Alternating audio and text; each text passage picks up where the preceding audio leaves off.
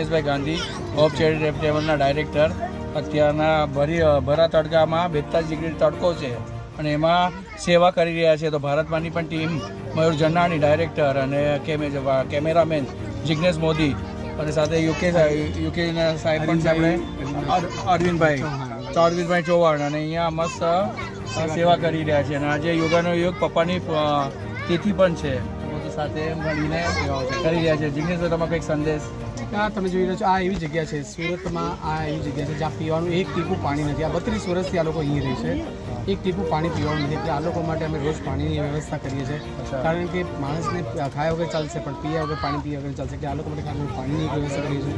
આ બધા કચરાવાળાના દિવસ છોકરાઓ છે કે સવાર સાંજ કચરો વાળીને આવે ને સાંજે પોતાના ઘરે વેચીને પોતાનું ગુજરાન ચલાવે છે. એટલે આ લોકો માટે એક જમવાની વ્યવસ્થા, ભણાવવાની વ્યવસ્થા, બધી વ્યવસ્થા અમે કન્ટિન્યુઅસ દિવસ રાત કરીએ છીએ. તમે બહુ સારું કાર્ય કરો છો, દિવસ રાત કરો છો.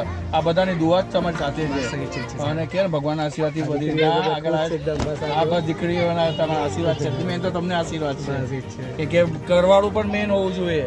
બધા બોલીને ચાલ્યા જાય પણ મેન કરે એ દેખાય. જે દિવસ રાત એક કર્યા છે બહુ જ એમની મહેનત છે. ભગવાન તમને ભવિષ્યમાં કરો અમારા જેવા પણ સાથે જોડાવશો અને અમે સાથે જોડાવા કાર્યમાં જેથી લોકોને જે જરૂર છે એવા લોકોને જરૂર પહોંચ્યો છે. અને આપણું સનાતન હિન્દુત્વ પણ ચાલુ થઈ ગયું છે. તો તમારે ભાઈ એમાં સાથે જોડાવાનું છે. સાથે હિન્દુત્વ અને બધું આપણે બધા સાથે મળીને ટીમ બનાવવી જોઈએ ને બધા લોકો સાથે. અને રાષ્ટ્ર આપણું ઊંચું છે, હજી આપણે ઊંચું લઈ જઈશું હિન્દુત્વ બધાને.